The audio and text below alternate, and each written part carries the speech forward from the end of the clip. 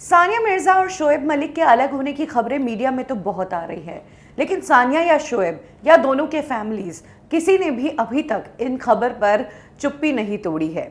आखिर सानिया और शोएब चुप क्यों है, इसके पीछे का रीजन सामने आ गया है।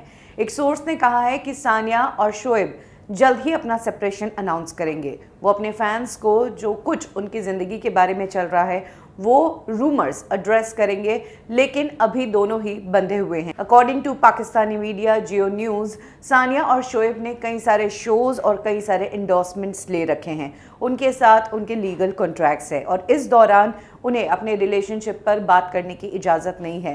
ये शोज़, ये कॉन्ट्रैक्ट्स जिस दिन ओवर हो जाएंगे उस दिन सानिया और शोएब मीडिया के बीच भी क्लियर कर देंगे कि उनका सेपरेशन हुआ है। ये लीगल इश्यूज जैसे ही सॉर्ट आउट हो जाएंगे, सानिया और शोएब सब कुछ साफ साफ बता देंगे। अभी तक की खबरें जो आई है उसमें कहा जा रहा है कि सानिया अलग रह रही है, वो अलग घर में शिफ्ट हो गई है अपने बेटे के साथ। वहीं शोएब ने भी अपने आप को बिजी कर लिया है, वो ज़्यादा से ज़्यादा काम कर रहे हैं। सानिया मिर्ज़ा ने जहां दुबई में अपनी 2 टेनिस एकेडमी शुरू की है और सानिया उसमें बिजी है, वहीं शोएब मिर्ज़ा ने कुछ ही दिनों पहले एक इंटरव्यू के दौरान कहा था कि उन्हें ये भी नहीं पता कि सानिया मिर्ज़ा की अकेडमीज़ कहाँ है, क्योंकि वो कभी उन अकेडमीज़ में गए ही नहीं। और तब सभी लोगों के दिमाग में आया था ये सवाल कि आखिर एक पति अपनी पत्नी की अकेडमीज़ के बारे में भी नहीं जानता है। ये तो बहुत अजीब बात है।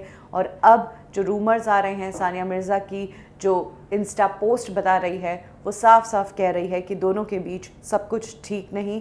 और अब दोनों चुप क्यों है ये भी सामने आ गया कि लीगल कॉन्ट्रैक्ट साइन किए हुए हैं, इसके चलते ये दोनों बोल नहीं सकते।